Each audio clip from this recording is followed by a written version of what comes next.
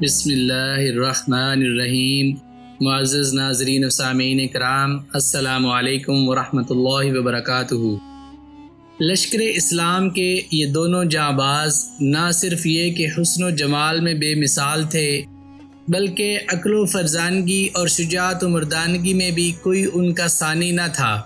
یہ میدان جنگ میں چیتے کی طرح جھپٹتے اور شیر کی طرح دشمن کو دبوچتے، آن کی آن میں دشمنان اسلام کے کشتوں کے پشتے لگا دیتے۔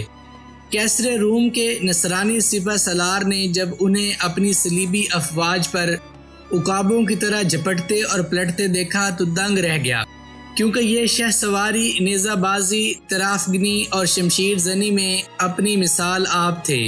امیر المومنین حضرت عمر بن خطاب رضی اللہ تعالی عنہ نے ان کی جرأت و جسارت کی بنا پر انہیں ملک شام میں جہاد کرنے والے لشکر اسلام میں بھیج دیا تو یہ میدان کارزار میں شجاعتوں اور بصالتوں کے نئے باب رقم کرنے لگے۔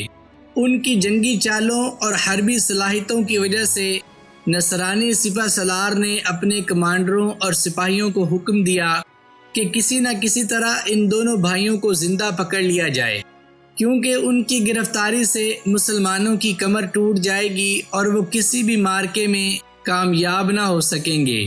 چنانچہ نصرانی کمانڈروں نے اپنے سپہ سالار کے فرمان کے مطابق اپنی تمام تر توجہ انہیں زندہ گرفتار کرنے پر مرکوز کر دی، اور طویل جد و جہد کے بعد ایک کو قتل کرنے اور دوسرے کو زندہ گرفتار کرنے میں کامیاب ہو گئے۔ نصرانی سپہ سالار نے جب اس جانباز کو دیکھا تو اس کے حسن و جمال اور عزم و استقلال کو دیکھ کر حیرت زدہ رہ گیا، کیونکہ اس نے ان کے متعلق جیسا سنا تھا اس سے بڑھ کر پایا۔ اس کے چہرے سے شرافت اور بزرگی ٹپک رہی تھی۔ وہ باوجود بلا کا بہادر اور شجاع ہونے کے فرشتوں کی طرح معصوم نظر آ رہا تھا۔ اس نے اس کی گرفتاری سے قبل سن رکھا تھا کہ مسلمان مجاہدین کی فتوحات کا اصل راز یہ ہے کہ وہ رات کو عبادت گزار اور دن کو شہ سوار ہوتے ہیں۔ نہ وہ شراب پیتے ہیں، نہ زنا کرتے ہیں، بلکہ ان کے پچھلے ان کی بیویوں کا احترام سگی ماؤں سے بڑھ کر کرتے ہیں، لیکن اسے کسی مجاہد سے بالمشافہ ملاقات کا موقع پہلی دفعہ ہاتھ آیا تھا۔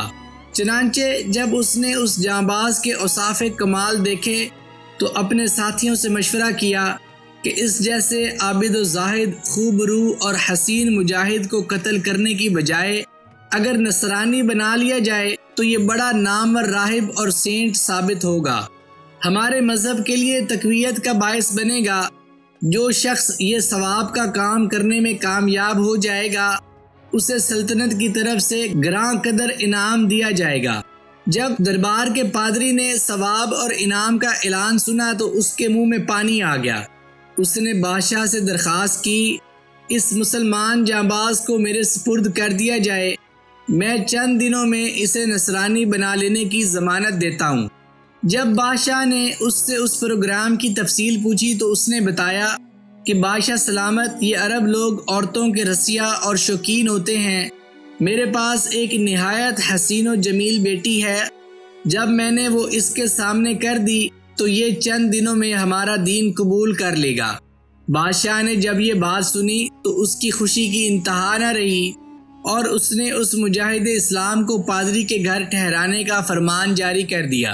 چنانچہ پادری اس مجاہد کو خوشی خوشی اپنے گھر لے گیا اور اسے مہمان خانے میں بٹھا کر خود اندر چلا گیا۔ اپنی 18-20 سال کی خوب روح اور نوجوان بیٹی کو ثواب اور انعام پر آمادہ کرنے لگا، جس پر اس کی بیٹی نے مذہبی جوش و خروش سے اس فریضے کو سر انجام دینے کی حامی بھر لی۔ اس کی نوجوان بیٹی نہا دھو کر زرق برق لباس زیب تن کر کے سر میں خوشبو، آنکھوں میں سرما اور گلے میں زیورات پہننے لگی۔ پادری نے اس عرصے میں شراب، کباب، پھل اور کھانا تیار کر لیا اور اپنی بیٹی کو مہمان کی ہر خواہش کی تعمیل کرنے کا حکم دے کر دروازہ بند کیا اور خود باہر چلا گیا۔ جب لڑکی نے بند سور کر اس نوجوان کے آگے کھانا رکھا اور تعمیل ارشاد کے لیے حاضر باش کھڑی ہوئی تو یہ دیکھ کر حیران رہ گئی کہ اس مجاہد اسلام نے اس کی طرف نظر اٹھا کر بھی نہیں دیکھا۔ اس نے اپنی نگاہ نیچی کر لی اور پانی کے ساتھ وضو کر کے عبادت میں مصروف ہو گیا۔ اللہ نے اسے سریلی آواز اور خوش الحانی سے قرآن کی تلاوت کرنے کا ملکہ نصیب فرمایا تھا۔ جب اس نے میٹھی آواز سے قرآن پڑھنا شروع کیا تو اللہ نے اسے ایمان کی پختگی اور قلب کی سلامتی عطا کر دی۔ وہ حورت مثال اپنا پروگرام بھول کر تلاوت قرآن پر اس قدر فریفتہ ہوئی کہ وہ کھلانا پلانا بھول گئی اور وہ مسلمان ہونے کا سوچنے لگی۔ جب اس حال میں 7واں دن گزرا تو لڑکی کے صبر کا پیمانہ لبریز ہو گیا اور وہ نوجوان کے قدموں میں بیٹھ گئی اور کہنے لگی، تجھے تیرے دین کا واسطہ دیتی ہوں، ذرا میری بات تو سن اور میری طرف دیکھ تو صحیح۔ لڑکے نے کہا، اچھا بات کر، میں سن رہا ہوں۔ کہنے لگی، مجھے مذہب اسلام سے آگاہ کیجیے کہ وہ کیسا مذہب ہے اور اس میں داخل ہونے کا طریقہ کیا ہے۔ مجاہد اسلام نے اس کے سامنے اسلام کی خوبیاں بیان کی تو وہ مسلمان ہو گئی اور نماز کا طریقہ سیکھنے لگی۔ جب اس نے نماز سیکھ لی تو کہنے لگی، بندہ خدا، بے شک میں مسلمان ہو گئی ہوں، لیکن میں نے رہنا تیرے ساتھ ہی ہے۔ کیا مطلب؟ نوجوان نے گھبرا کر پوچھا۔ اس کا مطلب یہ ہے کہ مجھ سے نکاح کر لو۔ لڑکی نے دل کی بات کہی، یہاں نکاح کیسے ہو سکتا ہے؟ نہ کوئی ولی نہ گواہ، جبکہ اسلام میں ولی اور گواہوں کے بغیر نکاح نہیں ہو سکتا۔ اگر تو یہاں سے رہائی کی کوئی تدبیر کرے تو ایسا ممکن ہے۔ یہ میری ذمہ داری ہے، میں یہ کام کر سکتی ہوں۔ چنانچہ اس نے اپنے باپ کو بلایا اور کہا، اے ابا جان، یہ مجاہد اسلام مجھ پر فریفتہ ہو گیا ہے اور اس کا دل نرم ہو گیا ہے۔ میں نے اسے نصرانیت قبول کرنے کی دعوت دی ہے، لیکن اس نے یہ عذر پیش کیا ہے کہ جس شہر میں میرا بھائی قتل ہوا وہاں میں یہ کام کیسے کر سکتا ہوں۔ ہاں، اگر مجھے یہاں سے نکال کر کسی اور بستی میں رکھا جائے تو میرا دل قرار پکڑے گا، اور جب میرے دل سے اپنے بھائی کے قتل کا غم دور ہو گیا تو ممکن ہے کہ میں تمہارا مقصد پورا کر دوں۔ ابا جان، اگر آپ مجھے اس کے ساتھ دوسرے گاؤں بھیج دیں تو میں ضمانت دیتی ہوں کہ یہ ہمارے مذہب میں داخل ہو جائے گا۔ پادری نے جب نوجوان بیٹی کی یہ بات سنی تو پھولا نہ سمایا اور بڑی تیزی سے سپہ سالار کے پاس گیا اور عرض کی، محترم، امید بر آئی ہے، لیکن اتنی سی کسر رہ گئی ہے کہ 2 دن صبر کر لیا جائے اور انہیں دوسرے گاؤں میں بھیج دیا جائے۔ سپہ سالار نے جب پادری کی زبانی تفصیل سنی تو بہت خوش ہوا۔ وہ اپنے مذہب کی ترویج و اشاعت کا بڑا متمنی تھا۔ اس کی سب سے بڑی خواہش تھی کہ کاش دین نصرانیت دنیا کا بڑا مذہب بن جائے۔ چنانچہ یہ جوڑا قریبی گاؤں میں چلا گیا، لیکن کیا مجال کہ اس نے دن کی روشنی یا رات کی تاریکی میں اسے ہاتھ بھی لگایا ہو۔ تنہائی میں غیر محرم مرد اور عورت کے درمیان تیسرا شیطان ہوتا ہے، لیکن مسلسل جہاد کرتے اور جان ہتھیلی پر رکھنے کی وجہ سے نوجوان کے ایمان میں اتنی قوت پیدا ہو چکی تھی کہ شیطان کو حملہ کرنے کی جرأت نہ رہی۔